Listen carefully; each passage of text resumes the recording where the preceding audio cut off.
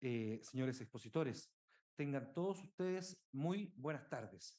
Le damos la más cordial bienvenida a todas las personas que se encuentran conectadas hoy a la quinta jornada del ciclo sobre literatura y sistema de justicia, a fin de encontrarnos para reflexionar sobre el vínculo entre el arte de las letras y la judicatura a la luz de una mirada de la magistratura, analizando grandes obras como las que nos reúne hoy.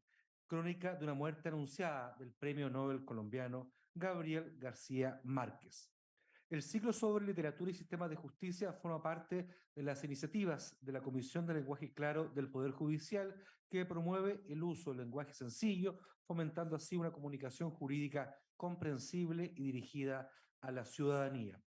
Esta actividad está realizada en formato híbrido, es decir, nuestros expositores están en el Salón de Honor de acuerdo de la Corte Suprema y todo el público, y en este caso hoy día también uno de los expositores, a través de vía telemática, lo que nos permite ampliar mucho más el universo de las personas que pueden asistir. Por esta misma razón, invitamos a todos ustedes a usar el chat de Zoom para realizar las preguntas que serán posteriormente respondidas por los panelistas.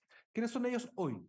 Nos acompaña el juez del primer juzgado de letras de San Fernando e integrante de la Comisión de Lenguaje Claro del Poder Judicial, Felipe Cabrera, quien nos presentará la novela, seguido por los comentarios del abogado y profesor de la Facultad de Derecho de la Pontificia Universidad Católica de Chile, Jorge Gálvez, y el escritor, abogado y también ex juez, Juan Mijovilovich.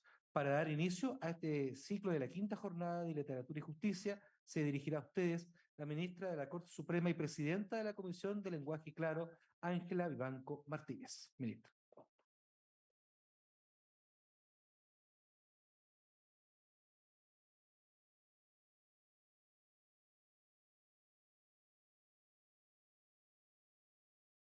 Muy buenas tardes.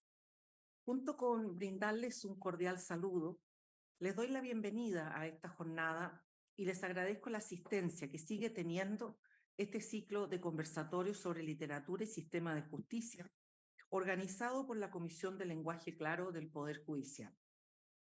Como ya he señalado en oportunidades anteriores, el acercamiento de las personas a la literatura constituye una enriquecedora oportunidad de analizar, pensar y cuestionar nuestras ideas, lo que va en línea con el plan estratégico de nuestra institución y con los 200 años de historia que cumple este año la Corte Suprema. La literatura es una manifestación artística en la que se emplea el uso de la palabra y el lenguaje en toda su amplitud y se puede presentar tanto en forma escrita como oral. Es una forma de plasmar sentimientos, ideas, formas de pensar, que además sirve para dar a conocer acontecimientos de interés social, conocer la historia de diferentes épocas y cómo ello va influyendo en la labor de administrar justicia. Asimismo, es importante destacar que la lectura en general y la lectura de obras literarias en particular es uno de los instrumentos más eficaces para la formación de la personalidad, el conocimiento profundo y crítico del mundo que nos rodea, y es la mejor forma de acceder al lenguaje. Es así que la literatura como instrumento o recurso metodológico o pedagógico que facilita la enseñanza del derecho nos permite visibilizar valores morales y dilemas éticos que se nos presentan a diario. Crónica de una muerte anunciada es una novela del escritor colombiano y uno de los grandes exponentes de la literatura latinoamericana del siglo XX, Gabriel García Márquez, publicada por primera vez en el año 1981. La obra representa una mixtura entre lo periodístico, lo narrativo y una aproximación a la novela policial. La historia está inspirada en un suceso real, ocurrido en 1951 en el municipio de Sucre, Colombia, de que el autor tomó la acción central, que fue el crimen, los protagonistas, el escenario y las circunstancias, alterándolo narrativamente, pero sin descuidar nunca los datos y precisiones obligadas de toda crónica periodística. La historia tiene como tema principal la defensa del honor familiar. Sin embargo, hay otros que abordan la narrativa como son la religión, el amor, la violencia, la venganza, el debido proceso, entre otros. Quisiera referirme brevemente a ciertos elementos que llaman la atención, que se encuentran entrelazados y que como judicatura debiéramos considerar. Una sociedad conservadora patriarcal, la violencia contra la mujer y el debido proceso. El libro Crónica de una muerte anunciada se desarrolla en una sociedad machista, patriarcal y rural, donde el honor es relevante. En ese contexto juega un rol importante la religión, pues la tradición católica influye en el hecho que devuelvan a la familia a la mujer por no ser virgen, siendo sumamente deshonrosa y humillante. La cuestión del honor es tan importante que la deshonra, que al parecer provoca Santiago Nazar, parece justificar su asesinato. Esto nos da cuenta de que la justicia, la sociedad y la legalidad se encuentran estrechamente relacionadas y cómo la judicatura se tiene que ir adaptando a los cambios legales de una época determinada, ya que cuestiones morales que en un momento histórico recibieron una condena, en la actualidad ya no forman parte del catálogo de conductas reprochadas por el derecho penal. Respecto al elemento de la violencia, esta se encuentra presente no solo en lo que se refiere a la ejecución del crimen, sino también a otras dimensiones de la historia. Se trata de la violencia presente en la vida cotidiana.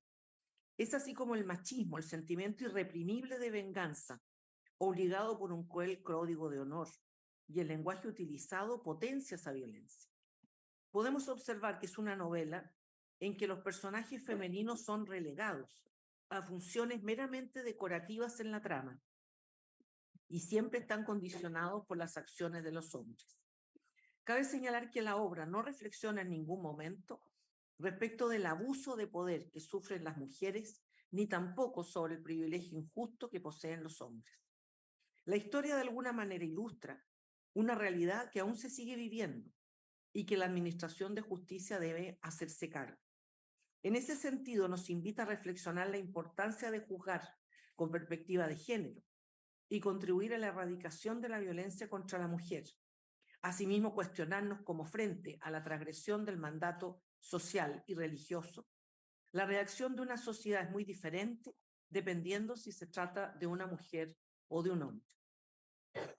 Por otra parte, la imposibilidad de acceder a algunos conocimientos de la verdad es uno de los aspectos de la novela que más llaman la atención, ya que deja sin aclarar un aspecto fundamental de la historia. ¿Cómo fue posible que el asesinato de Santiago Nazar no pudiese llegar a ser evitado, dadas las circunstancias públicas en que se desarrolló?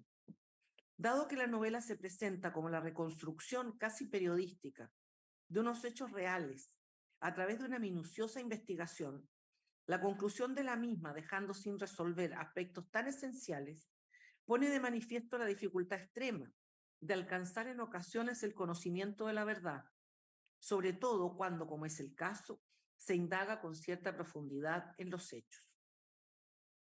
Esto nos recuerda un elemento indispensable en la judicatura, que es el debido proceso, teniendo en cuenta que todo proceso se debe desarrollar con todas las garantías esenciales, racionales y justas, que contribuyan a un procedimiento equitativo y no arbitrario, y que éste debe estar en todo momento desprovisto de prejuicios y estereotipos.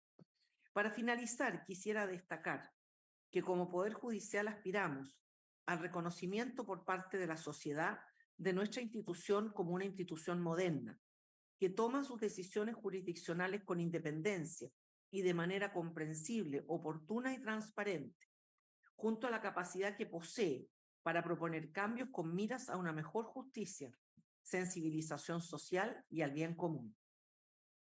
Estas definiciones nos desafían efectivamente a ser protagonistas de este trabajo de largo plazo, para conectarnos de manera adecuada con las necesidades de las personas dentro de nuestras funciones, generando cercanía, promoviendo el acceso a la justicia y simplificando el lenguaje, que es nuestra misión como Comisión de Lenguaje Claro y la finalidad de los proyectos que desarrollamos. En este marco, entonces, los invito a escuchar a los destacados panelistas que nos acompañan esta tarde. El señor Felipe Cabrera Celsi, juez del primer juzgado de letras de San Fernando e integrante de la Comisión de Lenguaje Claro del Poder Judicial. El señor Juan Mijovilovich, ex magistrado y escritor, a quien vemos por Zoom y que le agradecemos su presencia a través de ese medio. Y aquí con nosotros el señor Jorge Gálvez Santibáñez, director del Departamento de Derecho Penal de la Facultad de Derecho de la Pontificia Universidad Católica. Los dejamos con ellos, muy interesados en su visión sobre esta tan importante obra. Muchas gracias. Muchas gracias, ministra. Usted lo dejó presentado ya. El quien comentará la obra es el juez del primer juzgado de letras de San Fernando y que también es integrante de la Comisión de Lenguaje Claro, Felipe Cabrera. Por mientras que toma asiento el expositor, les recuerdo a las 70 personas que se encuentran conectadas a través de la sesión de Zoom que pueden hacer sus preguntas para luego ser respondidas por los panelistas a través del chat de esta misma sesión. Magistrado, usted con la difícil tarea de explicar y comentar esta obra. Muchas gracias.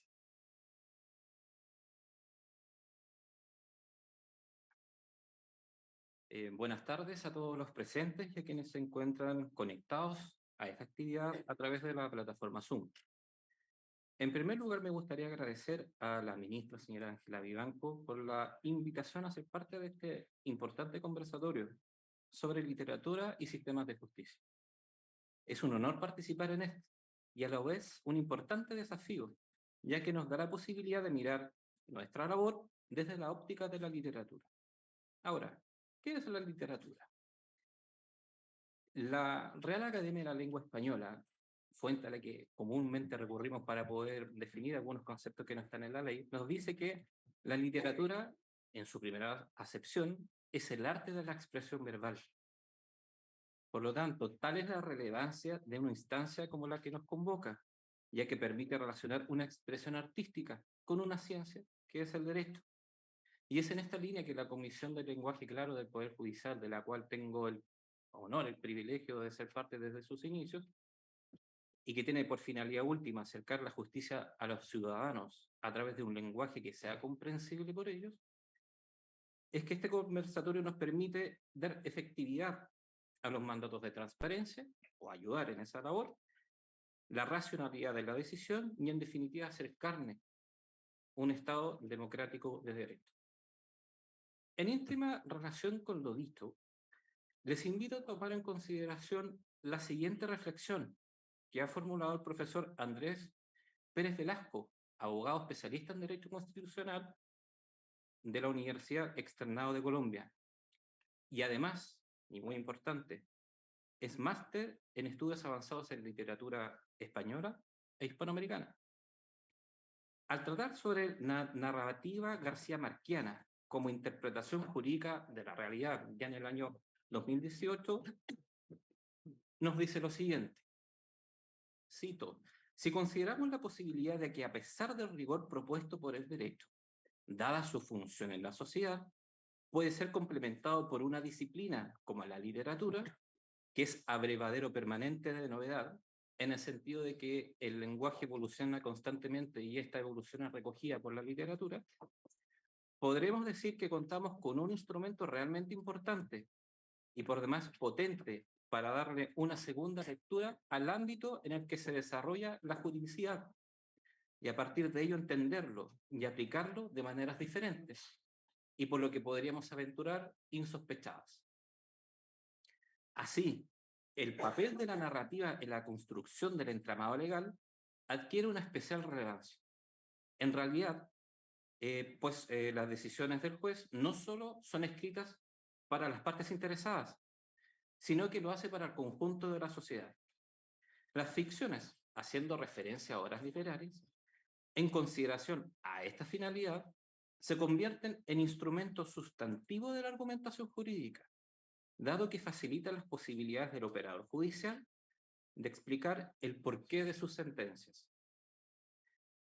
De la fortaleza de la argumentación jurídica se deriva la convicción social de que, encarnado en una decisión, el derecho es la expresión escrita de la justicia, y valga el énfasis, no aquella que se considera como ideal, sino la que resulta ejercida en el plano estrictamente material. ¿Ya? Volveré sobre este punto al realizar una comparación con la actitud que tiene el narrador del libro en relación a la actividad del Estado, particularmente del juez, y en mis reflexiones finales. Ahora bien, dentro del contexto de esta exposición, haré una muy breve mención de una de la historia del escritor, de don Gabriel García Márquez. Escritor y periodista colombiano, nace el 6 de marzo del año 1927 en Aracataca, en el norte de Colombia.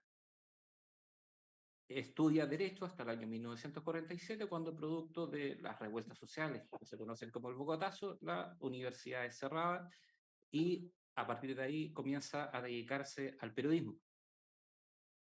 Posteriormente, en el año 1967, publica su obra más conocida, 100 años de soledad. Luego, en el año 1981, publica Crónica de una muerte anunciada. Luego, en el año 1982, recibe el Premio Nobel de Literatura para fallecer finalmente en el año 2014 en la Ciudad de México. Ahora bien, ¿qué tipo de narrativa nos presenta don Gabriel García Márquez? En primer lugar, ya el título nos dice en presencia de qué tipo de texto nos encontramos. Se trata de una crónica, que es una narración histórica en que se sigue el orden consecutivo de los acontecimientos. Se busca recrear la realidad realizando una investigación, realizando una averiguación propia por parte del cronista, independiente de aquella legítima, legal o de autoridad que pudiese existir, con el objeto de dar una visión lo más cercana a la realidad posible. Y es una crónica policial también, puesto que se enmarca dentro de la comisión de un delito, que es el homicidio de Santiago Nazar. Es una manifestación del realismo mágico. Esta forma de narrativa que dota de una dimensión trascendental a lo irreal. Narra la realidad, pero la exagera a tal punto que se introducen elementos de trascendencia o de irreal, pero sin reemplazar. Y además sigue un orden no lineal, puesto que desde su primera página hasta el final no existe una cronología, no existe una línea de tiempo cronológica. Sí, en cada una de las partes en las que se divide podemos encontrar esta característica. Y ello nos permite pasar a una breve reseña, un resumen de lo que se trata este texto, que yo sí lo voy a exponer de forma cronológica para un mejor entendimiento, puesto que ello me va a servir de base posteriormente para exponer los temas que yo considero más relevantes y que nos propone este importante autor. La obra parte de la siguiente forma, en una expresión ya clásica de la literatura hispanoamericana. El día en que lo iban a matar, Santiago Nazar se levantó a las 5:30 de la mañana para esperar el buque en que llegaba el obispo. Desde el principio, García Márquez nos señala cuál va a ser el final de la historia. Pero, ¿por qué van a matar a Santiago Nazar? El día inmediatamente anterior tiene lugar la boda de Bayardo San Román con Ángela Vicario. Bayardo San Román, un hombre de aproximadamente 30 años, llega al pueblo y se enamora de Ángela Vicario, que forma parte de una familia modesta, de escasos recursos. Bayardo San Román, de forma astuta, primero enamora a la familia antes de pedirle matrimonio a Ángela Vicario, y por la presión familiar, ella decide contraer nupcias con él. Llega el día de la boda, la ceremonia y la posterior fiesta, y Bayardo San Román con Ángela Vicario van a la casa familiar que había comprado aquel, puesto que era la que Ángela Vicario consideraba la más bonita del pueblo. Al momento de tratar de consumar el matrimonio, Bayardo San Román se da cuenta de que Ángela Vicario no es virgen. Ante ello, la toma, la devuelve a su casa familiar, la hace ingresar suavemente, como dice el texto, le dice a la madre de Ángela Vicario: gracias por todo, madre, usted es una santa. Le da un beso y se retira. Cuando la madre de Ángela Vicario se da cuenta de las razones por las cuales se produce esta devolución, la increpa e incluso la golpea fuertemente. Luego llegan los hermanos Vicarios, personajes centrales de la obra, y le preguntan qué es lo que pasa. Le comentan qué fue lo que pasó. Le dicen, niña, dinos quién fue. Y de entre la multiplicidad de nombres que en el universo ella pudo haber escogido, se indicó a Santiago Nazar como el causante de su deshonra. Dicho esto, los hermanos vicarios tomaron una decisión. Decidieron matar a Santiago Nazar. Salen de la casa, van a buscar unos cuchillos de matarife y comienzan la búsqueda. Pero en ese intertanto, ellos se encargan de dar a conocer a cuántas personas pudieron de su intención de matar a Santiago Nazar. Solo informaron a la dueña del lugar en donde estaban tomando previamente para esperar a Santiago Nazar, a la policía, incluso el alcalde tomó conocimiento de ello, hasta personas cercanas a Santiago Nazar como su mejor amigo, pero ninguno de ellos tomó acción o tomó acción muy tarde para poder evitar el crimen. El día en que lo iban a matar, Santiago Nazar sale alrededor de las 6 de la mañana de su casa y se encuentra con su amigo, Cristo Bedoya. Comienzan a sacar las cuentas del matrimonio porque le gustaba mucho hablar del tema económico, y luego de ello se va a la casa de su novia. Su novia, que también ya sabía que lo iban a matar, lo reprende y le devuelve las cartas de amor que le había entregado. Ellos estaban comprometidos para casarse para diciembre de ese año. Y tienen una discusión. En este conflicto sale el padre de la novia de Santiago Nazar y le dice a Santiago Nazar que lo van a matar, los hermanos vicarios lo están esperando y que él sabrá si es verdad o no la causa por la cual ellos tienen dicha voluntad. Santiago Nazar no entiende nada y sale de la casa. Y es en ese momento en donde se produce el clímax de la historia. Los hermanos vicarios, los gemelos vicarios, lo ven, lo persiguen. Santiago Nazar trata de huir hacia su casa. Y aquí nos encontramos con una fatalidad, puesto que es la misma madre de Santiago Nazar la que cierra la puerta e impide que su hijo entre a la casa para poder resguardarse. Y tiene lugar el delito. Muchas estocadas atraviesan el cuerpo de Santiago Nazar, incluso sus vísceras, como lo dice el texto, la narración, salen de su cuerpo. Santiago Nazar se logra restablecer, trata de entrar por la parte trasera de la casa y cae desfallecido. Luego de consumado el delito, los hermanos vicarios corren y se van a refugiar a la iglesia y confiesan su crimen. Luego de ellos pasan 3 años en prisión a la espera del juicio, puesto que no tenían dinero para pagar la fianza de la libertad condicional. El juicio, una vez que llega, dura solamente 3 días. Y en él, el abogado de los hermanos vicarios manifiesta como defensa la legítima defensa del honor, lo cual es aceptado por el Tribunal de Conciencia. Y aun cuando lo señala de forma tan explícita o expresa el texto, los hermanos vicarios quedan en libertad. Pedro Vicario, que no tenía familia, no contrajo matrimonio, vuelve al ejército y se interna en la selva de las guerrillas, y de él no se sabe nunca más, junto con su pelotón. Por su parte, Pablo Vicario contrae matrimonio con su amor de juventud, y Ángela Vicario, con todo el resto de la familia, se van del pueblo por disposición del alcalde.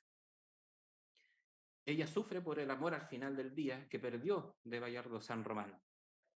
Y por 17 años, después de encontrarlo de forma accidental, le comienza a escribir cartas, las cuales nunca son respondidas, hasta que un día Bayardo San Román se presenta en la casa de Ángela Vicario y da a entender que tienen una segunda posibilidad en el amor.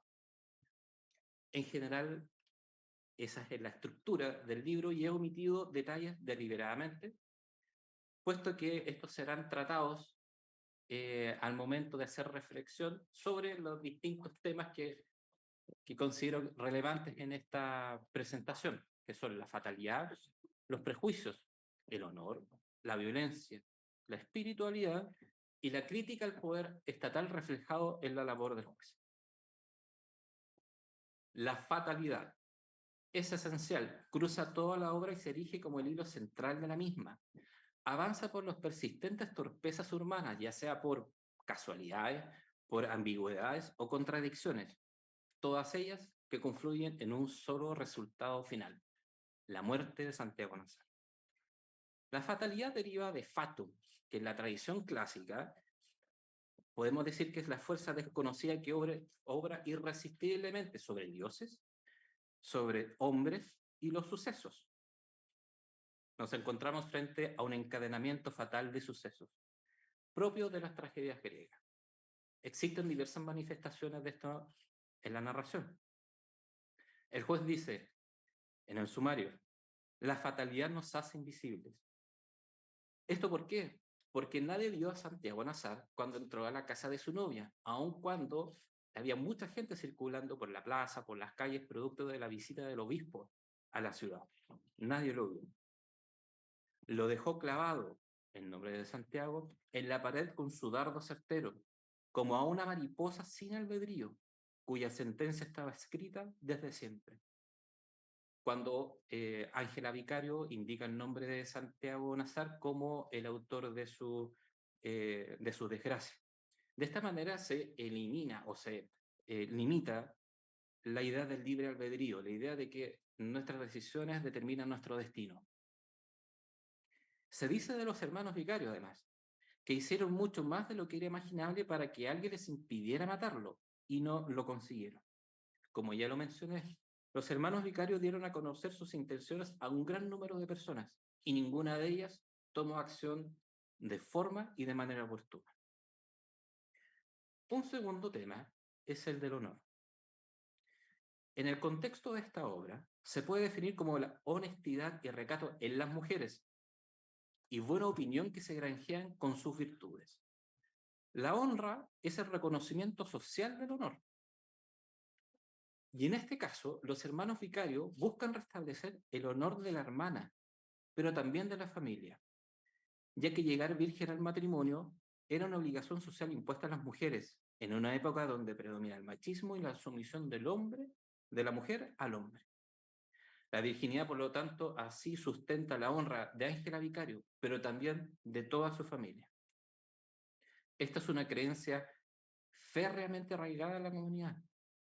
Por ejemplo, se dice en la narración, pero la mayoría de los que pudieron hacer algo por haber impedido el crimen, y sin embargo no lo hicieron, se consolaron con el pretexto de que los asuntos de honor son estancos sagrados a los cuales solo tienen acceso los dueños del drama. Lo matamos a conciencia, dijo Pedro Vicario, pero somos inocentes.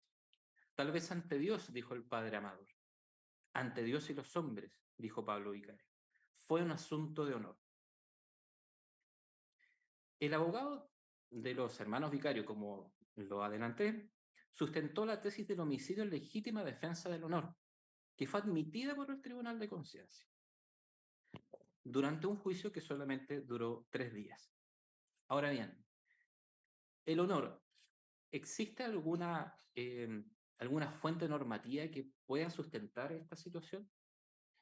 Si nos remitimos a la ley 95 del año 1936, que contiene el Código Penal colombiano, vigente en la época en donde ocurrieron los acontecimientos, en el año 1951, nos encontramos con que el capítulo 2 habla de la responsabilidad. El artículo 24 habla de que tampoco hay lugar a responsabilidad penal en los casos de justificación del hecho. Reza el artículo 25 a renglón seguido: el hecho se justifica cuando se comete por la necesidad de defenderse o defender a otro de una violencia actual e injusta contra la persona, su honor o sus bienes, y siempre que la defensa sea proporcionada a la agresión. Al parecer, el tribunal consideró que la alevosía y la premeditación con la que actuaron los hermanos Vicarios era proporcional al agravio que sufrió Ángela Vicario y su familia. El prejuicio. El prejuicio, esta idea preconcebida, este juicio anticipado que tenemos respecto a una persona, en este caso por pertenecer a algún grupo concreto, ya sea por raza, idea política, idea religiosa o sexo, como ocurre con Ángela Vicario, genera una distorsión en la realidad, provocando la mayor cantidad de veces valores negativos con respecto a la persona de que se trata, impidiendo tener una relación no sesgada con ella. Aquí nos encontramos con un tema fundamental, que es el de la virginidad, que se constituye como un mandato cultural machista, que incluso todavía está vigente en muchas partes del mundo. Se utiliza para someter a la mujer, tiene consecuencias nocivas desde el punto de vista psíquico y también físico. Y en su nombre se cometen atrocidades tan grandes como los delitos de honor. En este sentido, el autor plantea una crítica contra la moral social conservadora de un pueblo pequeño de Colombia, marcada por la religión y las tradiciones, contra los convencionalismos sociales. La convicción de esta manera de que el honor ultrajado debe ser vengado por medio de la sangre es la que justifica la justicia de propia mano, sin forma de juicio, sustentada nada más que en los dichos de quien se reconoce como víctima del agravio. Los hermanos vicarios en el acto se convierten en jueces, pero también en verdugos. A diferencia de Santiago Nazar, los hermanos vicarios sí tuvieron derecho a un debido proceso, el cual estaba garantido en la Constitución colombiana vigente en ese momento de 1886, el cual establece, la cual asegura en su artículo 26 que nadie podrá ser juzgado sino conforme a leyes preexistentes al acto que se impute ante tribunal competente, los hermanos vicarios no eran un tribunal, y observando la plenitud de las formas propias de cada juicio.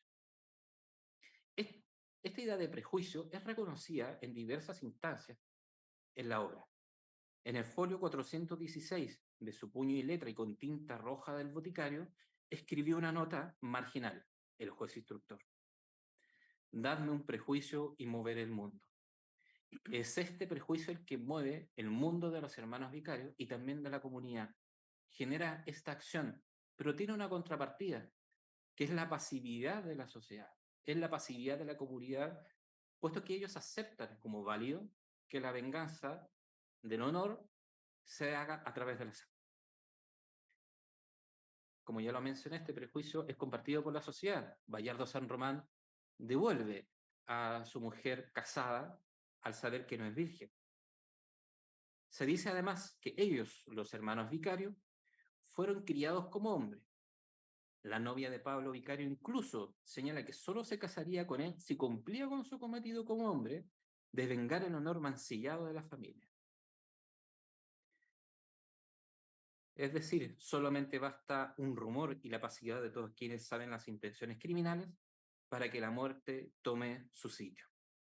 El sentimiento común permea frente a los sentimientos de angustia de la familia Vicario. Finalmente, Santiago Nazar es entregado en sacrificio para restablecer el orden de las cosas. Luego nos encontramos con la violencia.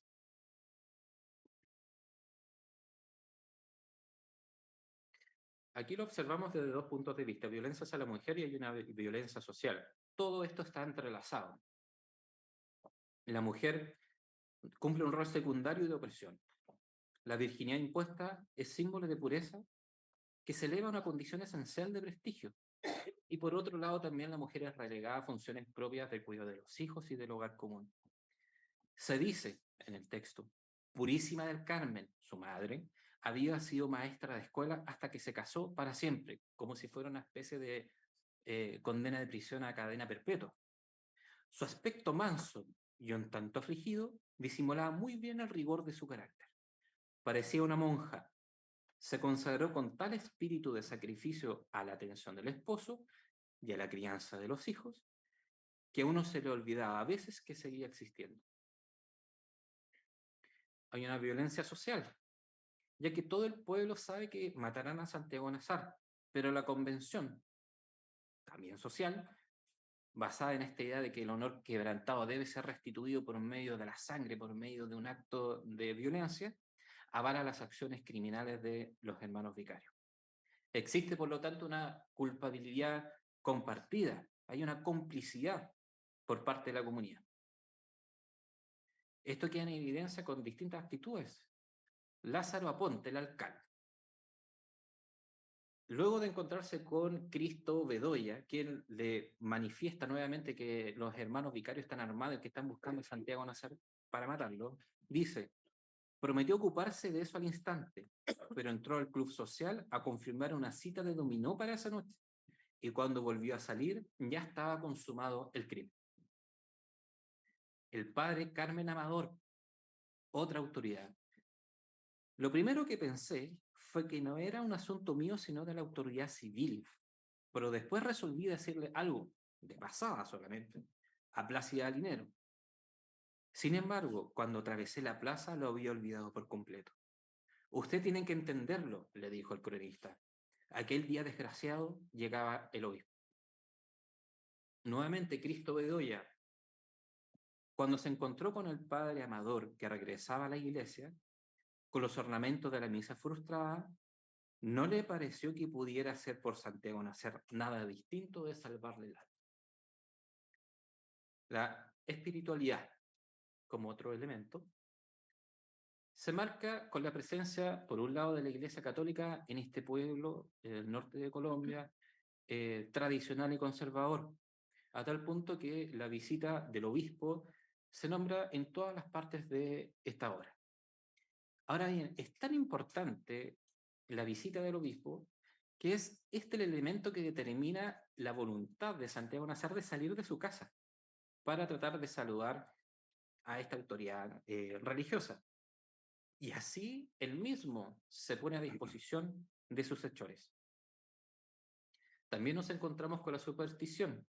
Se dice de la madre de Santiago Nazar, doña Plácida Linero, que es una intérprete certera de sueños ajenos, siempre que se los contaran en ayuno. La fatalidad en este caso se refleja en el hecho de que Santiago Nazar le había contado sueños anteriormente con árboles que eran de mala suerte, pero ella no tuvo la posibilidad de presagiar el destino terrible que le esperaba a su hijo. Por su parte, el alcalde Lázaro Aponte también es espiritista e incluso hace sesiones rituales para contactarse con los muertos, como la esposa del viudo de Sioux. Finalmente, como elemento central y más vinculado con la actividad jurisdiccional, se efectúa un poder al poder estatal, una crítica al poder estatal.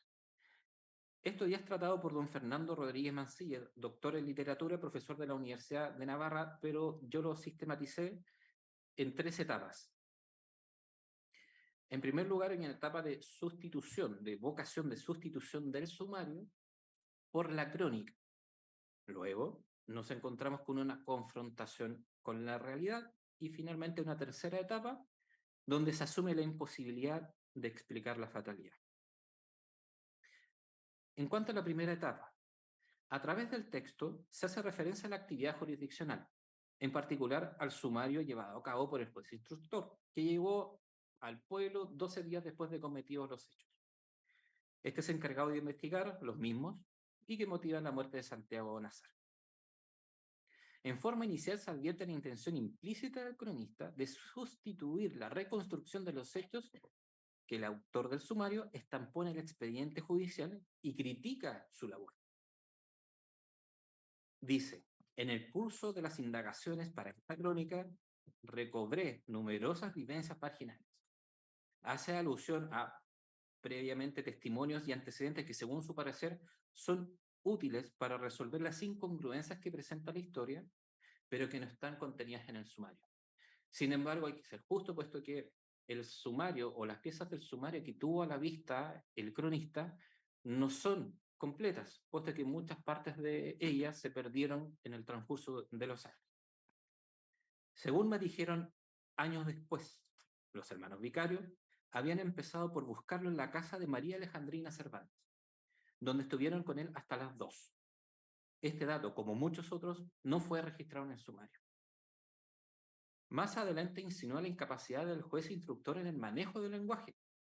El juez instructor lo dibujó el cuchillo en el sumario, tal vez porque no lo pudo describir y se arriesgó apenas a indicar que parecía un alfanje en miniatura. Hay una declaración suya del dueño del coche de boas, pero es tan breve y convencional que parece remendada a última hora para cumplir con una fórmula ineludible. Es decir, deja abierta la posibilidad de que incluso el juez instructor haya incurrido en una ilegalidad al modificar una declaración de un testigo para incluirla en el sumario. Era el autor del sumario, un hombre abrazado por la fiebre de la literatura. Muchas veces incurrió en distracciones líricas contrarias al rigor de su oficio. Es decir, se hace mención a que quizás el juez fue poco riguroso al ocupar el lenguaje técnico del derecho y para tratar de fundar su investigación, recurre a la literatura. Luego nos encontramos con una segunda etapa. Con el devenir de su labor de investigación y de las reflexiones, se advierte una evolución en el razonamiento del cronista. En la medida que trata de reconstruir los hechos, comienza a experimentar una realidad que se contrapone con su intención de alcanzar una verdad objetiva, tal cual le ocurrió al juez instructor. Cuando volví a este pueblo olvidado, dice, tratando de recomponer con tantas astillas dispersas el espejo roto de la memoria.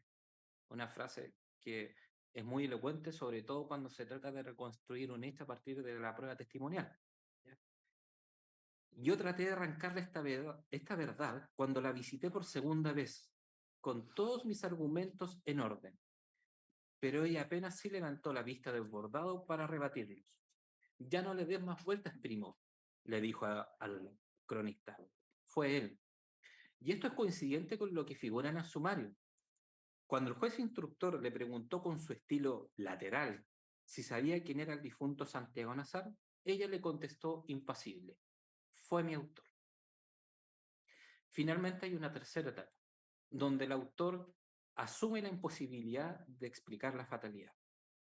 El cronista finalmente se da cuenta que se ha visto afectado por los mismos problemas que enfrentó el juez instructor, ya que con la escasa o nula colaboración de la afectada por la deshonra y de otros testigos, se ve derrotado ante la imposibilidad de dar una explicación racional a todas las circunstancias que desencadenaron la tragedia. Dice de sí mismo incluso, durante años no se pudo hablar de otra cosa y le sorprendían los gallos del amanecer tratando de ordenar las numerosas casualidades encadenadas que habían hecho posible el absurdo. En ello concuerda con el juez. Sobre todo nunca le pareció al juez legítimo que la vida se sirviera de tantas casualidades prohibidas a la literatura, es decir, la realidad supera la ficción, para que se cumpliera sin tropiezos una muerte tan anunciada. El juez instructor, agrega, buscó aunque fuera una persona que lo hubiera visto, y lo hizo con tanta persistencia como yo, pero no fue posible encontrarla. Se trata de un mérito compartido. Era tal la perplejidad del juez instructor ante la falta de pruebas contra Santiago Nazar, y aquí reconoce que su buena labor parece por momentos desvirtuada por la desilusión. Finalmente reconoce que, al igual que el juez, como para los amigos más cercanos a Santiago Nazar, que entre ellos se encontraba el mismo relator del texto, el propio comportamiento de éste, en las últimas horas, fue una prueba determinante de su inocencia. Con este último tema y esta última etapa, me gustaría realizar un par de reflexiones finales. ¿Ya? En mi apreciación muy personal, a lo largo de la obra existe una reivindicación de la labor del juez, ya que nos encontramos con un ciudadano que decide investigar los mismos hechos que un juez instructor. Inicia su cometido con una crítica, pero luego reconoce que se encuentra sujeto a la realidad de las cosas. Y finalmente concluye que al verse enfrentado por los mismos impedimentos que el magistrado, reconoce que éste incluso desempeñó una buena labor. Por otra parte, en cuanto a la relación entre literatura y actividad jurisdiccional, en mi concepto, la idea de nutrir el discurso jurisdiccional, particularmente una sentencia definitiva, con el lenguaje propio del arte literario, podría permitir que en ciertos casos el juez pueda expresar de mejor forma los desafíos que tiene para reconstruir la realidad que le presentan las partes. Por eso la frase del espejo encuentro que es muy elocuente y atingente de esta manera. Pero por sobre todo, permite elaborar una argumentación de su decisión que sea lo más cercana y comprensible posible al ciudadano. Una persona ha leído más novelas, más literatura que una sentencia por regla general. De esta simbiosis, que será desigual, claramente es la actividad jurisdiccional la que se verá más beneficiada con los aportes de la literatura. Muchas gracias por su atención. Muchas gracias, magistrado Cabrera, por su destacada exposición. Ahora es el turno de los comentarios, ¿ya? Invitamos en primer lugar al abogado y profesor de la Facultad de Derecho de la Pontificia Universidad Católica de Chile, profesor Jorge Gálvez.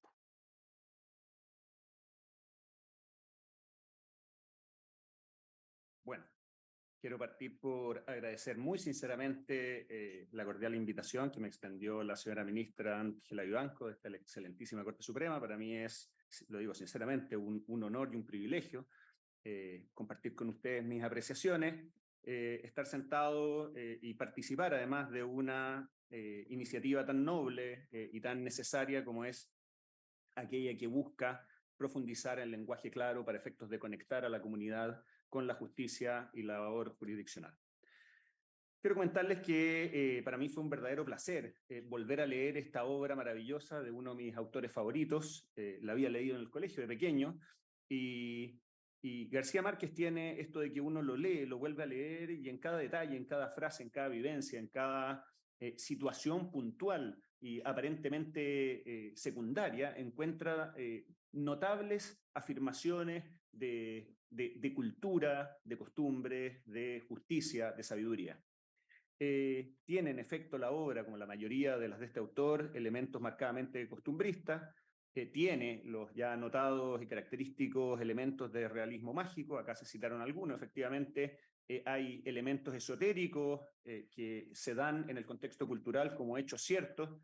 Hay una disputa relativa, por ejemplo, a un mueble de la casa Sioux, donde si es que este pertenecía a su anterior propietaria o fue un regalo de boda, es sencillamente resuelto a través de una medium, a través de la cual la difunta escribe de puño y letra, digamos, y por lo tanto se zanja la controversia a través, digamos, de un acto, insisto, que si bien a la mirada tradicional occidental de un lector como nosotros aparece como algo esotérico, casi ridículo, digamos, en el contexto cultural se da como algo cierto y plausible.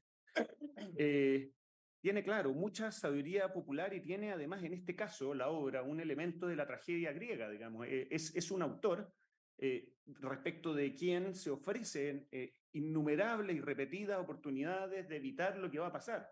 Se reitera permanentemente de que lo que se espera que pase era tan fácil y habían tantas posibilidades de evitarlo, pero el destino fatal se hace presente y no hay cómo, y todo este conjunto de circunstancias hace que el autor termine, conforme se anticipa en la obra, al principio muerto.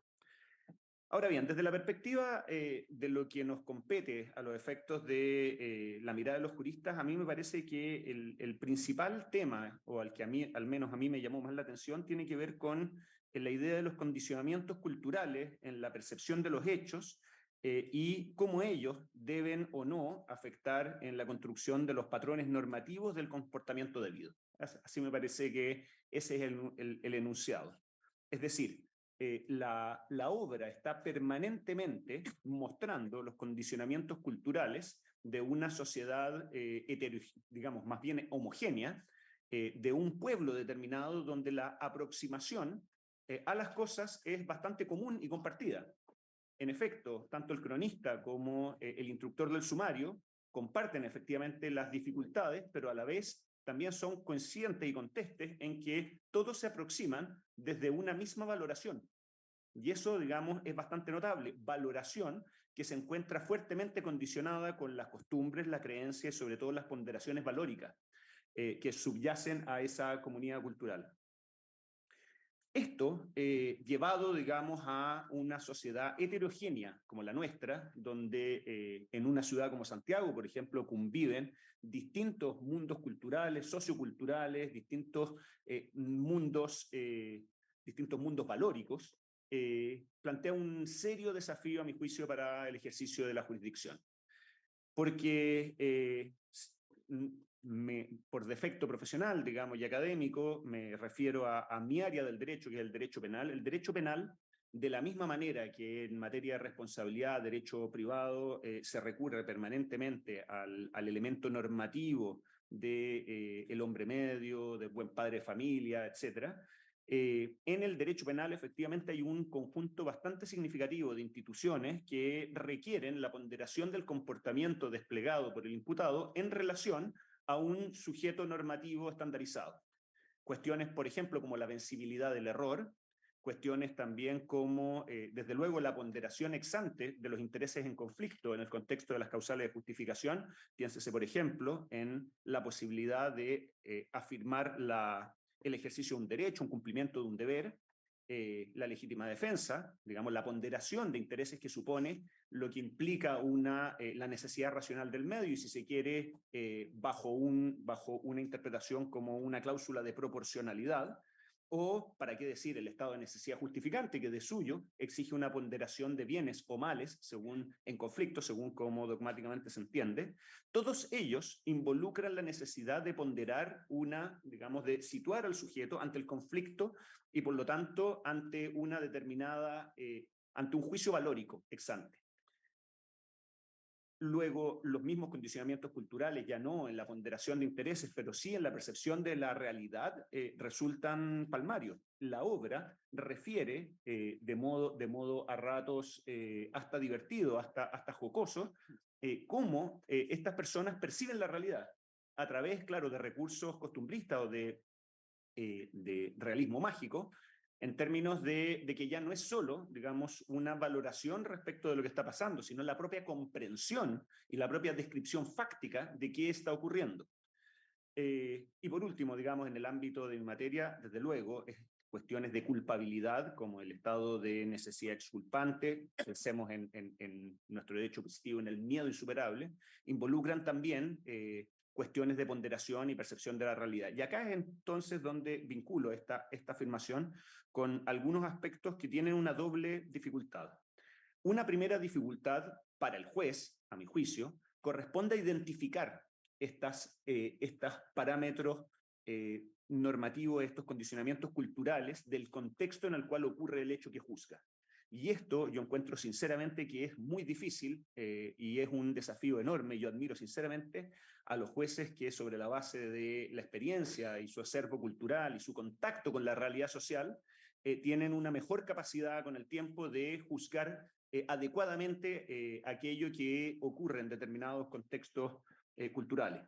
Y ahí es donde efectivamente, a propósito de la materia que nos convoca, el lenguaje claro, es donde tal vez concepciones a veces muy eruditas o a veces también un lenguaje muy erudito y una reconstrucción o un entendimiento de las cosas desde una perspectiva elitista, y lo digo elitista intelectualmente, de personas que pertenecimos a una determinada estructura socioeconómica, que nos formamos con unos determinados recursos y que miramos las cosas desde una determinada perspectiva, el juez muchas veces tiene que salir de ahí y entenderla con todas las dificultades que entraña desde la perspectiva del sujeto que las pone en práctica. Pero claro, esto también tiene otro desafío, que es el desafío de destrabar, deshacer aquellos condicionamientos culturales que ya no estamos en condiciones de aceptar. Y en la obra, como decía la señora ministro Vivanco, está, y también, digamos, el magistrado Cabrera, quien antecedió, están puestos de manera muy patente aquellas cuestiones vinculadas con el machismo. De manera que efectivamente, claro, uno podría hacer el ejercicio de juzgar las cosas desde la perspectiva del entorno cultural donde ocurren, pero tenemos un desafío, ¿cuál es? Dejar de aceptar determinados comportamientos que en determinados contextos culturales se dan por buenos. Y acá efectivamente existe una labor social transversal de comunicar aquello que no resulta aceptable en el ámbito, por ejemplo, la violencia de género es algo patente y es algo que estamos viviendo día a día, y es un desafío que le compete también, desde luego, a la judicatura. En ese sentido, la distinción injusto-culpabilidad de la dogmática penal es bastante útil, en el sentido de decir, mire, hay cuestiones que yo a usted se la podría eventualmente disculpar, no obstante, tengo que afirmar que esto es inaceptable. Y llega un momento en el que también ya no resulta siquiera apto para presentarse como algo susceptible de disculparse en un contexto cultural donde ya hemos superado algunos prejuicios o algunas aproximaciones culturales que son inaceptables. No sé cómo voy de tiempo, no lo tomé, les pido las disculpas. Sí, está casi... Perfecto. Pues bien, insisto, me parece que si hay algo que flota en la obra, es este desafío. El desafío de mirar desde afuera un conjunto de actividades que, por ejemplo, a propósito de la legítima defensa. La legítima defensa presupone, como todos sabemos, una agresión ilegítima, actual, inminente, pero básicamente se trata de una reacción defensiva, algo que evita que el hecho dañoso ilícito ocurra. Sin embargo, acá, la muerte que los hermanos vicarios dan a el protagonista, perdón, a Santiago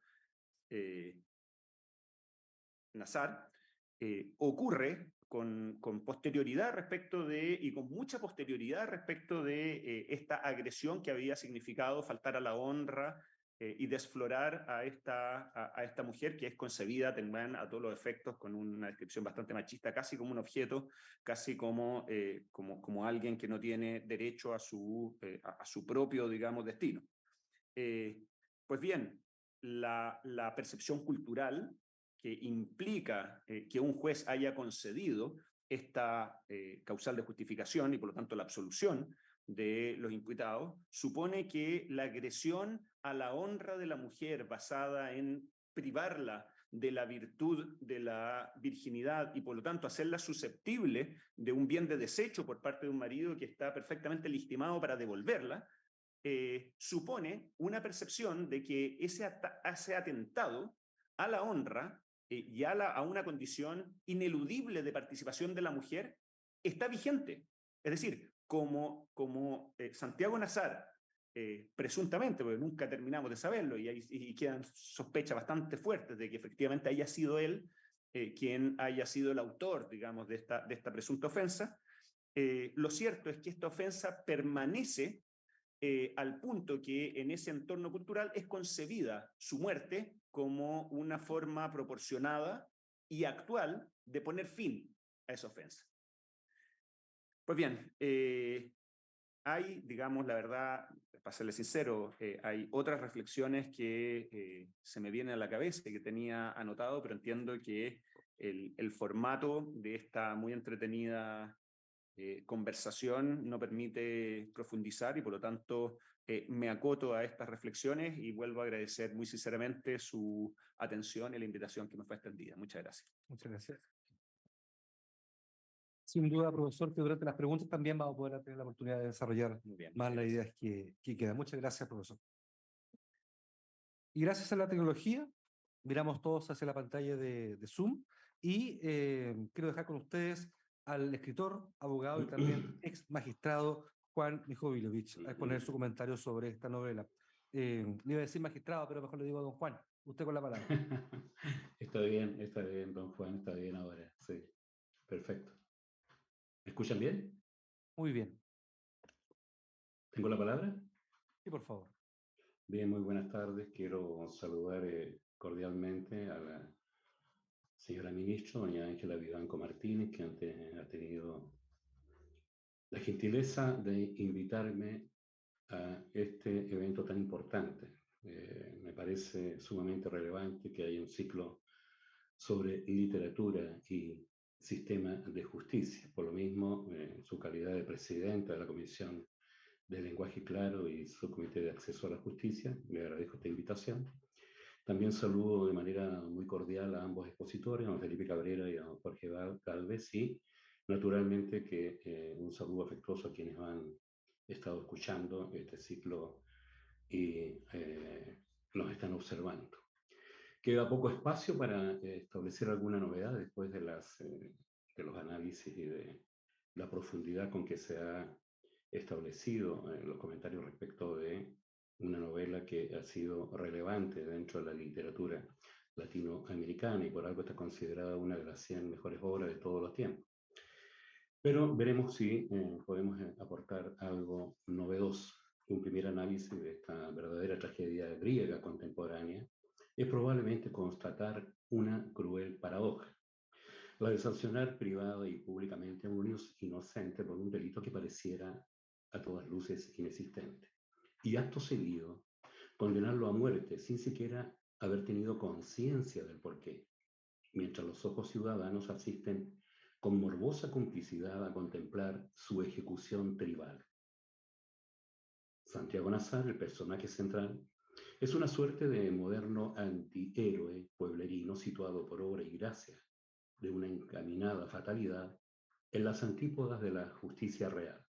Se le ha inculpado por anticipado y se ejerce el esquizofrénico castigo bíblico del ojo por ojo y diente por diente, al amparo de una sociedad enquistada en sus normas patriarcales por un mentiroso honor mancillado, la virginidad de Ángela Vicario.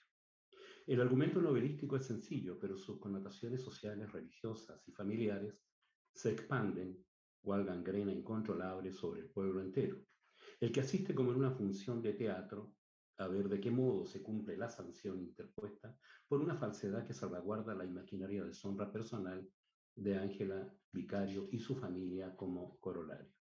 Se trata de una doncella simulada que contrae matrimonio con Bayardo San Román, joven acaudalado, que compra no solo los favores de la futura esposa, con su exacerbado afán patrimonial, sino que su propia conducta dispendiosa atrae las simpatías de quienes asistirán a una boda desenfrenada tanto por la exagerada ostentación de los contrayentes como por su extensión a ese pueblo deprivado que asiste condescendiente y alegre a ratificar con su numerosa presencia un acto cuya solemnidad terminará de modo abrupto.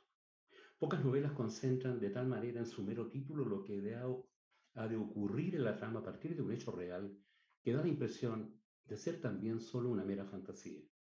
Santiago Nazar se reitera sindicado por Ángela Vicario como el autor de la pérdida de su condición esencial de mujer, su castidad. La reacción de Bayardo San Román, novio y futuro esposo, es la de un hombre defraudado por una ofensa ilimitada. Se ha cuestionado su orgullo masculino, se siente agraviado, despojado de su malentendida virilidad y por ende la devolución de su esposa a la familia de origen es un acto de espuria reparación que intenta minimizar su vergüenza. En esta perspectiva, Ángela Vicario surge entonces como víctima y victimaria causal. Entrega la identidad de un tercero, Santiago Nazar, joven también acaudalado de una estirpe aristocrática en decadencia y una fortuna que se mantiene, aunque no progresa, en el contexto de una herencia paterna recibida. A sus 21 años y comprometido en matrimonio desde su adolescencia, está su futuro trazado de antemano, salvo que el azar siempre imprevisible lo coloca en el centro de una desventura de la que resultará injustamente condenado. Esta paradoja reúne estos dos factores que resultarán indisolublemente ligados en toda la obra. Uno es la sindicación de ser él quien dejó a Ángela Vicario sin su virginidad natural al llegar al matrimonio, y el otro es el de haberse cometido un delito ilusorio por parte de Santiago Nazar. En todo aquello subyace el engaño como factor desencadenante de la tragedia. Se miente como respuesta a una vergonzosa presión familiar. A contar de esta contraposición, las consecuencias que rodean al hecho central, esto es, la necesidad de venganza y recuperación del honor afrentado por parte de los hermanos gemelos Pablo y Pedro Vicario, derivará en un contexto colectivo que superará el circunstancial hecho individual. Así, Pablo Vicario responde a la madre de su novia, Prudencia Cortés, comillas, el café para después, cierre de comillas, abre comillas, me lo imagino, responde ella, el honor no espera, cierre de comillas. Y la misma novia y esposa, ya en tiempo presente, le señala al narrador muchos años después, comillas, yo sabía en qué andaban y no solo estaba de acuerdo, sino porque nunca me hubiera casado con él si no cumplía como hombre, cierre de comillas. Lo expuesto es la clara confirmación de estar en presencia de una sociedad patriarcal que establece en el hombre la propiedad y el control del sexo femenino, teniendo a la sangre como elemento de sustentación, tanto en la que debió verter Ángela Vicario como en la que deberá derramar Santiago Nazar. De este modo, la comunidad en su conjunto, a través de la concatenación de los hechos, va envolviendo a Santiago Nazar en una suerte de encapsulamiento, una especie de burbuja irreal que lo deja aparentemente indemne de los acontecimientos que lo rodean y que, sin embargo, determinarán a cada instante su ulterior asesinato. Comillas. Escolástica Cisneros creyó observar a los dos amigos, Cristo Bedoya y Santiago Nazar, caminando en el centro de la plaza sin dificultad, dentro de un círculo vacío, porque la gente sabía que Santiago Nazar iba a morir y no se atrevían a tocarlo. Cierre de comillas. Cada uno de los pormenores van siendo asociados a la idea de que es imprescindible avisar a Santiago Nazar de que los hermanos vicarios lo acuchillarán. Cada actor secundario irá tras él, procurando advertirle de la eventual agresión de que será objeto.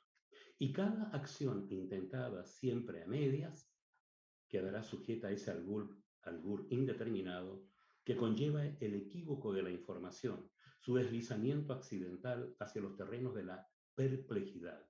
Nadie, en suma, le señala con verdadero conocimiento de causa que su vida corre peligro, salvo cuando la sentencia es percibida por Nazar demasiado tarde. El mal se ha enquistado en quienes rodean al hecho con una morbosidad prejuiciosa. Comillas.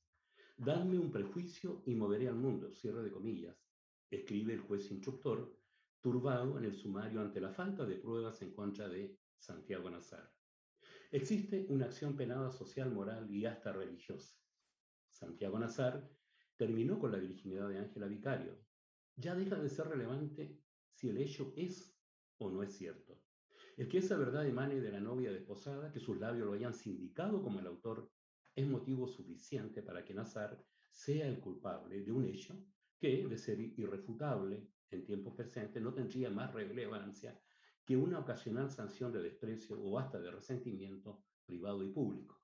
Pero no será de ese modo. Acá la verbalización de su identidad se traduce en una conducta reprochable. Santiago Nazar ha invadido un espacio prohibido, ha transgredido las normas básicas de un machismo acentuado.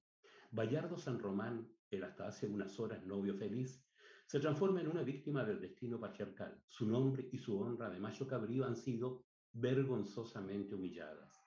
La expiación del mal causado solo tiene una acción reparatoria y un destinatario culpable, la muerte de Santiago Nazar. La sanción corre por las calles del pueblo como un reguero de pólvora invisible que, no obstante, todos perciben y contribuyen a su explosivo desenlace. A lo lejos, la abortada aparición del obispo en su fastuosa embarcación surge como un esperpéntico desfile sobre una pantalla muda. En el seno de apariencias consagradas, la ausencia del desembarco del obispo y su comitivo refleja, casi subliminalmente, la hipocresía del honor pseudo-religioso de lo que está en juego. El obispo apenas dará una bendición indiferente sobre un pueblo atribulado, que asiste al puerto como una manada irreflexiva a recibir el gesto frío, con el beneplácito de una sociedad manipulada por la fe del carbonero, esa fe que mira expectante hacia el cielo, mientras bajo sus pies la tierra se verá ensangrentada en pocas horas. Se suma al implícito ritual eclesiástico la bulia de otro poder institucional, el del alcalde. Ese ex coronel que ostenta el mando político local, avisado del hecho irremediable, no ve mejor solución que quitar a los hermanos vicarios los cuchillos con los cuales ejecutarían la tarea homicida. Y a propósito de la borrachera de los hermanos les dice, comillas, imagínense qué va a decir el obispo si los encuentra en ese estado, cierre de comillas. Esa acción indulgente da por sentado que con ello la posible víctima será salvada. Al no existir el arma criminal, no habrá homicidio ni tampoco armas futuras. De ahí que Clotilde Armenta, testigo presencial, sufriera una desilusión más por la ligereza del alcalde, pues pensaba que debía restárseles a los hermanos vicarios hasta esclarecer la verdad. Pero el alcalde le muestra los cuchillos como argumento final. Comillas, ya no tienen con qué matar a nadie. Cierre de comillas. En ese acto que bordea los límites de un paternalismo ramplón y la desidia del poder, el alcalde deduce que los hermanos vicarios se irán hacia su casa desprovistos de causa, motivo y de acción. Toda la novela, vista en la perspectiva de un cronista partícipe de los hechos y reconstituidos en un sumario a medias, se nutre de los envejecidos testimonios de quienes revisten su actuar con un velo de duda que el tiempo implacable y un evidente sentido de culpabilidad colectiva los envuelve. Aquella constatación va dejándole al lector una impresión del sinsentido. Las acciones humanas tienden a ser desvirtuadas porque al fin de cuentas es mejor olvidar y conformarse con el irremediable destino de los hechos consumados. Y los hechos como tales no revisten, no tienen mayor sentido que el de la aceptación. Así se trata de un crimen sanguinario perpetrado hace 27 años en medio de una interminable serie de equívocos que se desmadejan en la narración con una destreza poco común.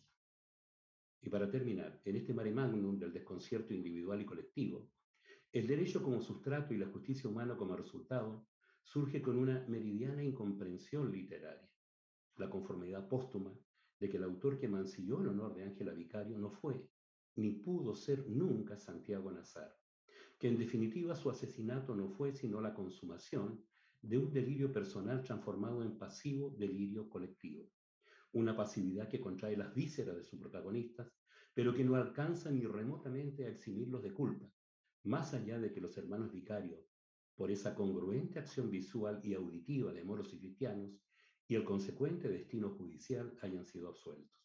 Con esa absolución, la figura de Santiago Nazar deja de ser gravitante si es que alguna vez lo fue. Su estar y ser en el mundo de las formas quedó desprovista de una dualidad esencial para no ser juzgado, ser inocente de un delito inexistente. Esa es mi intervención.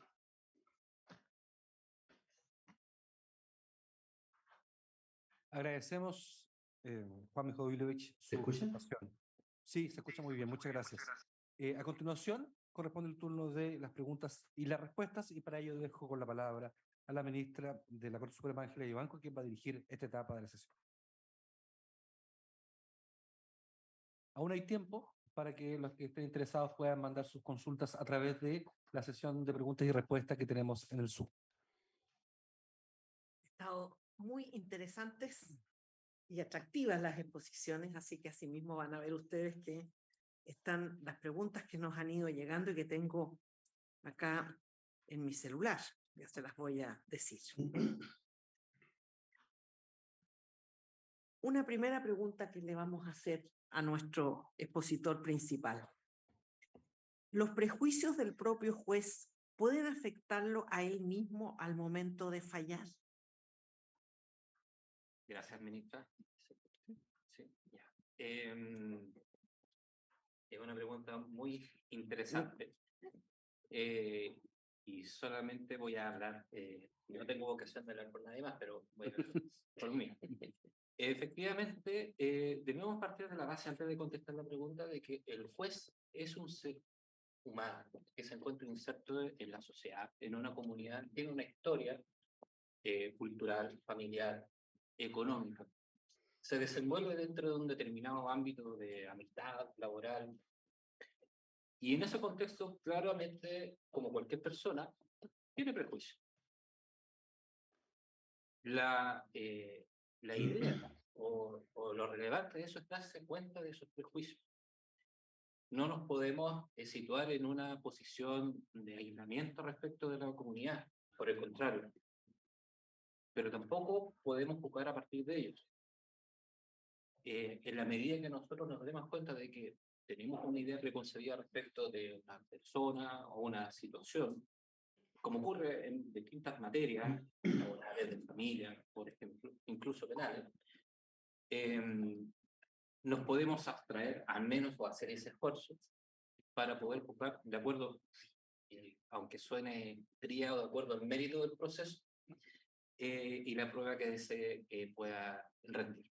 ¿Ya? Pero claramente un juez sí puede, o yo me podría haber afectado, estoy hablando por mi prejuicio, pero mi labor es darme cuenta de él previamente y para poder resolver sin esos sesgos que podrían afectar, como ya se mencionó previamente en este conversatorio, no solamente a la parte que va dirigida a la decisión, sino que también a la comunidad que está sujeta a la jurisdicción de ese juez o jueza.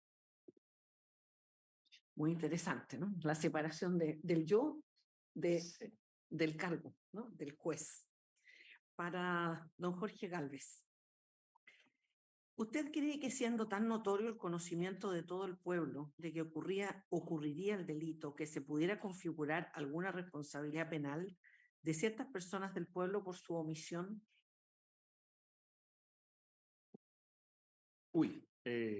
Pregunta Interesante. muy interesante, muy pertinente. Habría que sí hacer la precisión de que por lo menos, digamos, en la obra permanentemente se refiere que la situación es de por sí tan bizarra en términos de que la historia previa de los hermanos vicarios como buenos ciudadanos, como personas tranquilas y pacíficas, también la poca, la falta de vinculación aparente a alguna situación comprometida por parte del propio Santiago Nazar, y el hecho además del contexto, que es el contexto de esta farra, de que toda la gente ha habido una fiesta enorme, se refiere que han existido, digamos, una serie de otras, digámoslo en lenguaje chileno, a propósito de preconcepciones culturales, peleas de curado, digamos que han existido una serie de conflictos que por lo tanto, digamos, muchos de los intervinientes juzgan esto como parte de ese contexto, es decir, no le da credibilidad, no cree sinceramente que esto vaya a ocurrir, salvo algunos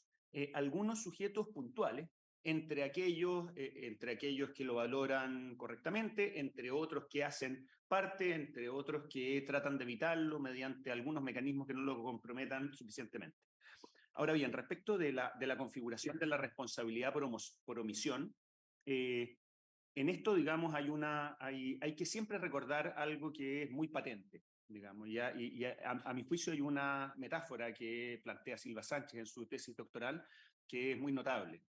Usted o identifica una omisión propia respecto de una persona a quien la ley lo sitúa explícitamente en un deber de intervenir en un contexto de riesgo determinado, es decir, una persona que en un contexto definido tiene una obligación de actuar para prevenirlo, en tal situación podría en este caso estar el alcalde, o usted identifica la llamada omisión impropia, aquella que establece una simetría estructural entre la omisión, digamos, entre la comisión activa y la no realización de la actitud salvadora, pero solo respecto de aquella persona que se encuentra en posición de garante. Es decir, una persona tiene que tener un nivel de obligación, de evitación tan intenso como para que la pena se la gane de la misma manera, siendo la misma pena que si causalmente le hubiera enterrado el cuchillo.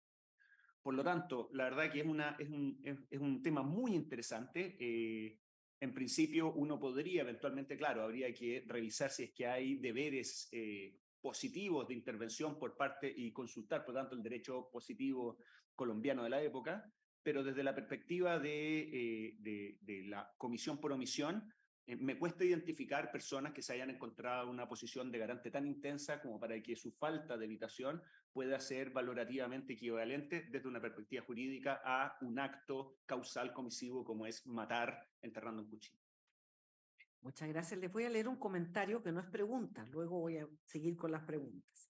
Nos dice don Juan Marcelo Tobar: qué extraordinario lo que hacen con la literatura y la vinculación con la justicia. No me he perdido ninguna presentación y quiero pedirles que por favor amplíen la cantidad de encuentros en este contexto. Y quiero seguir participando. No soy abogado, pero estoy fascinado. Quiero conocer la Corte Suprema. Solo felicitaciones y no tengo preguntas porque solo aprendo. Mi respeto a todos ustedes. Don Juan, cuando quiera venir a la Corte Suprema, encantado de recibirlo. Nos escribe nomás y vamos a estar muy contentos de recibirlo. Y qué bonito su comentario. Tengo ahora una pregunta para don Juan Mijovilovich. Esta es de don Franz Molich. ¿Puede pensarse en términos actuales a Santiago Nazar como un sujeto funado, un cancelado por la fuerza de las redes sociales? De ser así, ¿son inmunes los jueces a la presión de los medios cuando se trata de decidir la suerte de un individuo despreciado por la mayoría del grupo? Uf, qué pregunta, ¿no?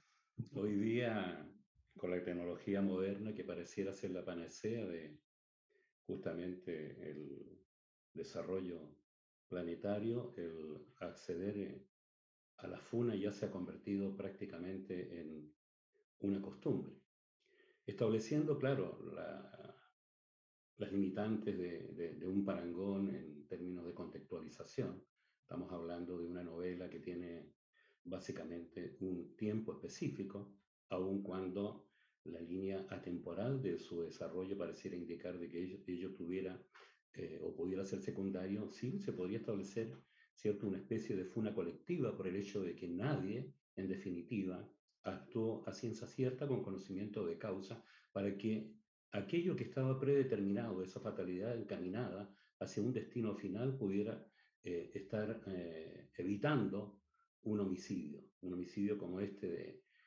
que el cronista establece con una secuencia lapidaria. Hubo varios hechos, o una concatenación de varios hechos, como lo hemos expuesto cada uno de los expositores, en que pudo perfectamente haberse evitado, naturalmente, el hecho delictivo.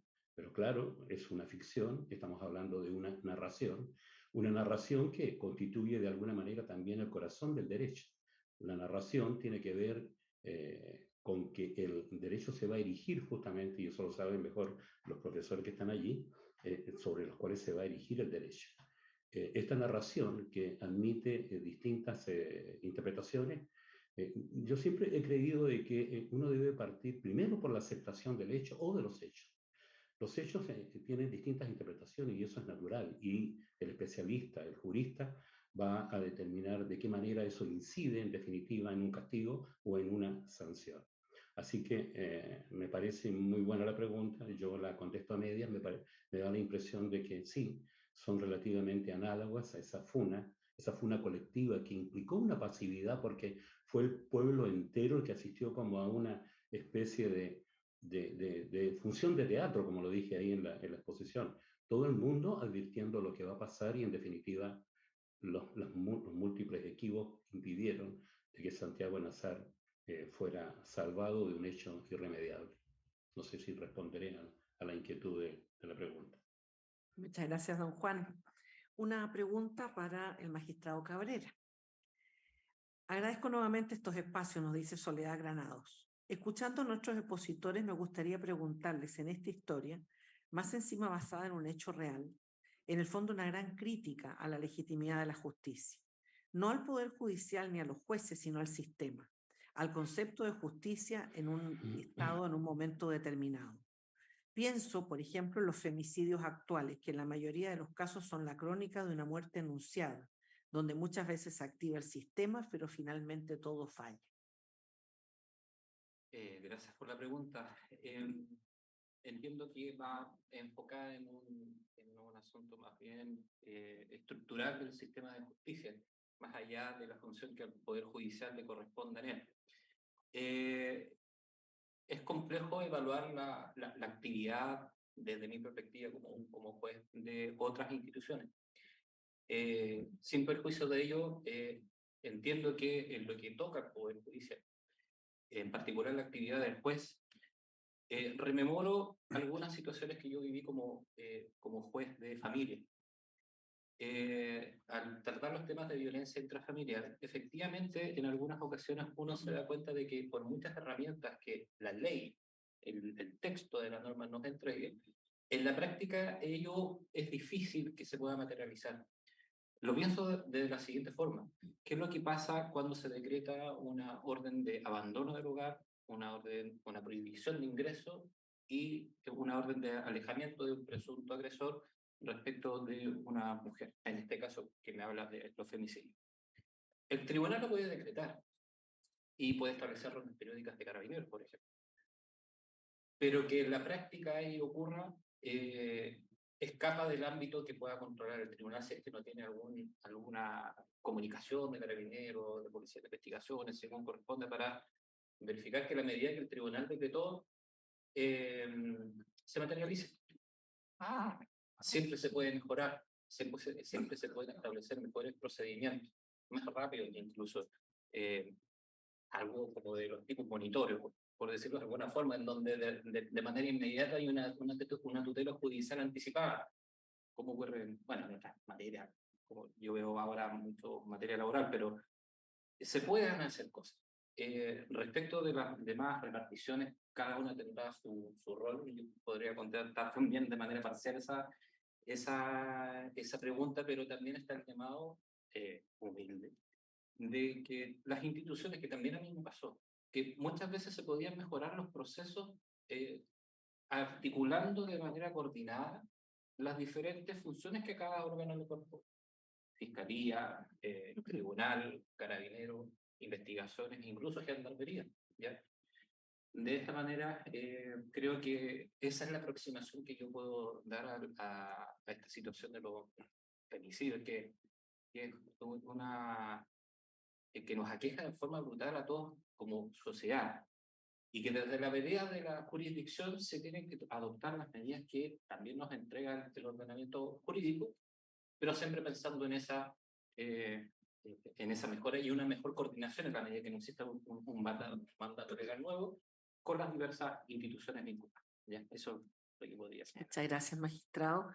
Hay dos preguntas que manda Carolina, que se las vamos a hacer conjuntamente a don Jorge Gálvez. Ella se refiere a los problemas de discriminación. Nuestra cultura es machista, es una cultura con sesgos.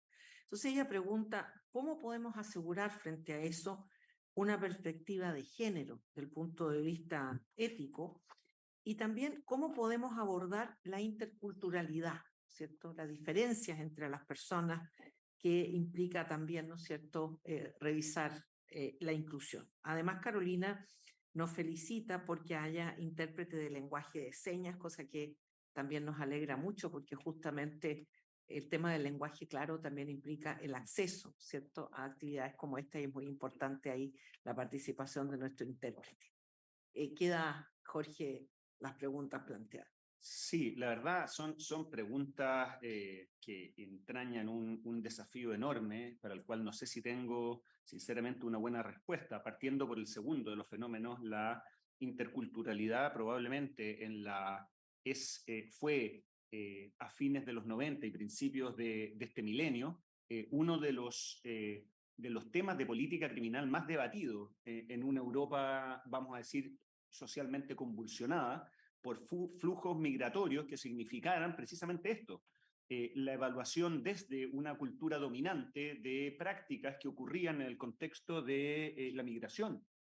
Y esto es algo también que nos desafía a nuestro Chile de hoy, porque precisamente la interculturalidad es algo que nosotros solo teníamos en rasgos de nuestra segmentación social o tal vez geográfica, pero crecientemente nos encontramos con grupos humanos que se insertan, no siempre de la manera más fluida dentro de nuestro quehacer social, con efectivamente ponderaciones, prejuicios, valoraciones que tenemos que atender. Y vuelvo al punto inicial de mi exposición.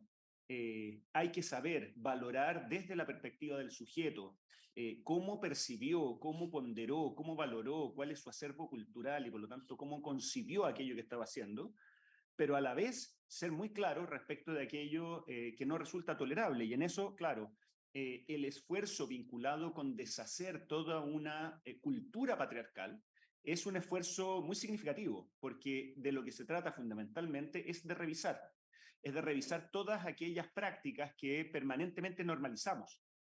Y darnos cuenta y poner atención precisamente en aquello que tenemos normalizado, en aquello que, por un ejemplo burdo, pero qué sé yo, que las mujeres, las niñitas ayudan a la mamá a levantar la mesa.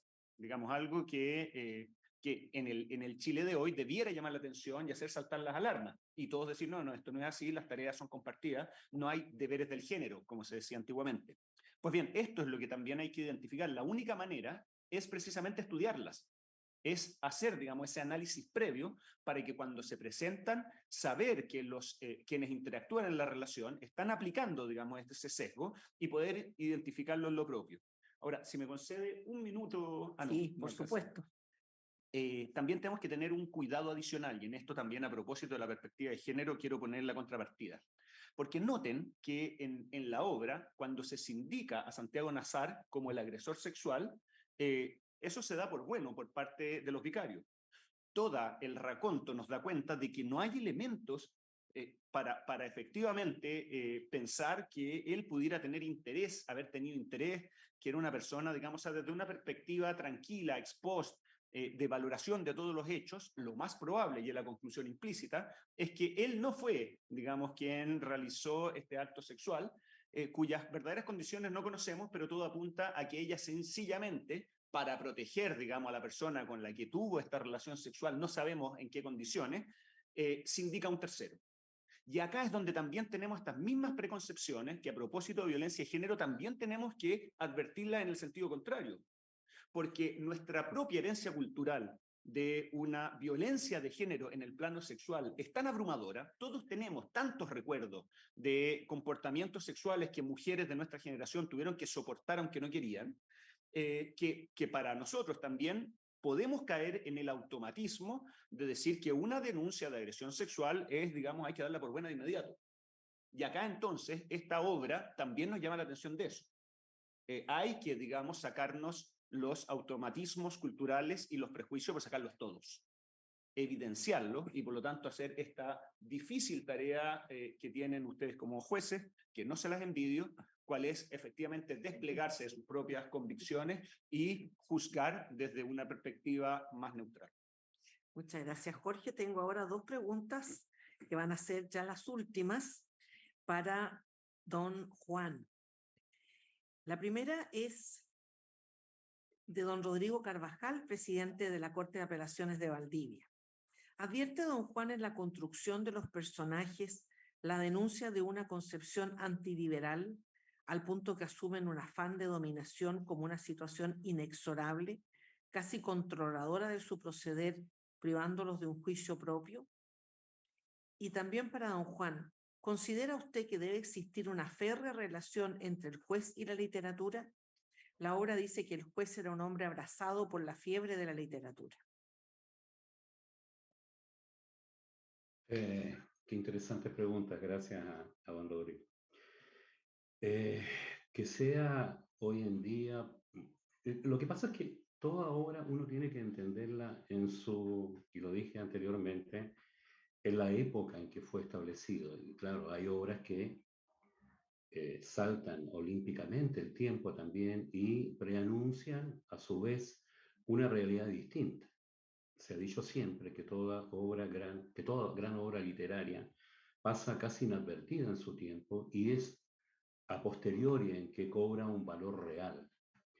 Desde el punto de vista de la pregunta, él deja implícita, me da la impresión que tiene una respuesta sobre el particular, en el sentido de que sí, hay una concepción implícita en la obra que señala o debiera señalar de que pudiera ser, cierto, como antagónica con el concepto neoliberal tradicional que hoy día asume la sociedad postmoderna, en que la liberalización de ciertos prejuicios han estado siendo superados por la realidad, y la realidad ha llevado a que el derecho se haga cargo justamente de esta nueva realidad que abarca gran parte de la sociedad moderna. Desde ese punto de vista, pudiera ser que hay una conexión implícita en lo que García Márquez quizás de manera más bien intuitiva pudo advertir, porque hay que considerar que el tiempo en que la escribió naturalmente estaba en los albores de una sociedad que estaba en continuo cambio. Ahora, respecto de la férrea relación que debiera existir entre la literatura, ¿cierto? Era la literatura y el derecho, ¿no? ¿O?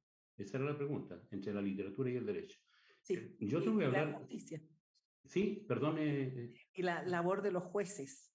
Ah, es que, a ver, yo voy a hablar por mi caso particular, porque cuando siempre me preguntaban y en las distintas entrevistas, ¿qué es lo que es más importante para usted, si ser juez o ser escritor? Bueno, evidentemente yo empecé a ser juez a los 11, 12, perdón, a ser escritor a los 11, 12 años de edad.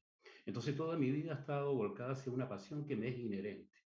Y las funciones posteriores de ser abogado y de ser juez, naturalmente que se entroncan con esa necesidad de poder descubrir la realidad a través de la literatura. Evidentemente que son dos pasiones que se unifican, que convergen y de algún modo sirven evidentemente para que el juez pueda tener una visión de la realidad consustancial a ese espíritu narrativo que siempre me llamó la atención desde niño. Es decir, yo creo que la realidad emerge desde el concepto que uno tiene de narrar un hecho, cualquiera que sea. Estamos hablando de una novela, de un cuento o de un hecho, incluso de carácter popular. Siempre habrá una interpretación sobre eso y sobre eso se erige también a posteriori, siendo una necesidad absolutamente exigible en algunos casos la estructura misma de la conformación de la norma jurídica.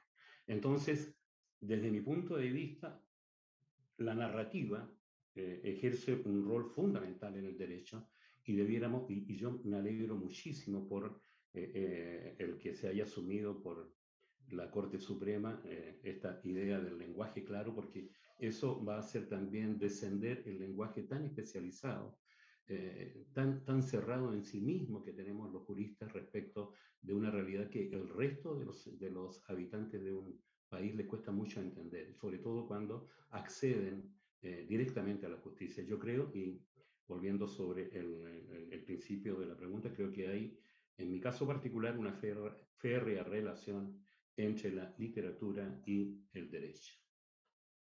Muchas gracias, don Juan. Les voy a leer de despedida 2 comentarios. Uno es de Cecilia, que felicita a la Comisión de Lenguaje Claro y en forma especial a los participantes de hoy. Y nos dice qué valioso sería este panel con invitación especial a los estudiantes de un doctorado en literatura de las distintas universidades. Como reflexión personal, creo que este tema del honor depositado en la mujer aparece ya en Fuente Ovejuna, de Lope de Vega, con la valiosa reivindicación de que todo el pueblo decidió que la muerte del comendador estaba justificada y no hubo culpables individualizados. Otra vez muchas gracias, felicitaciones y lamento no haberme enterado antes de estos encuentros. Están subidos estos encuentros a nuestra página, ¿eh? Si quiere ver, Cecilia, los encuentros anteriores. Y también nos dice Nancy, agradezco las exposiciones, solo deseo dejar un comentario. Somos las mujeres quienes criamos a los hombres, nuestros hijos, y tenemos un rol fundamental para avances categóricos. Somos las mujeres quienes tenemos la fórmula de cambio en el presente y en el futuro. Muy bonito comentario, ¿eh? Porque las sociedades están construidas, ¿no es cierto?, por todos los géneros y en consecuencia todos tenemos que colaborar a que discriminaciones, sesgos, ¿cierto?, y situaciones injustas se superen. Quiero aprovechar de dejarlos invitados para nuestra próxima sesión, que va a ser el día 28 de junio, en que vamos a tener también una gran obra, la obra de Harper Lee, Matar a un ruiseñor, ¿eh? Y con también grandes expositores, así que esperamos que podamos contar con ustedes. Les agradecemos a todos su presencia, su compañía, su interés. Y por supuesto a nuestros expositores de hoy, Magistrado Cabrera, muchas gracias por venir especialmente a acompañarnos. Jorge Gálvez, que siempre es un agrado, Jorge, encontrarlo en todas las instancias y luego de tantos años, y a don Juan Mijovilovich, que se conectó con nosotros y que también nos aportó con su saber. Muchísimas gracias a todos y muy buenas tardes. Agradecemos a todos su presencia, especialmente a las más de 100 personas que estuvieron conectadas a través de Zoom y también de la plataforma del canal de televisión del Poder Judicial. Y nos reencontramos el 28 de junio con la novela Matar un ruiseñor. Tengan todos ustedes muy buenas tardes.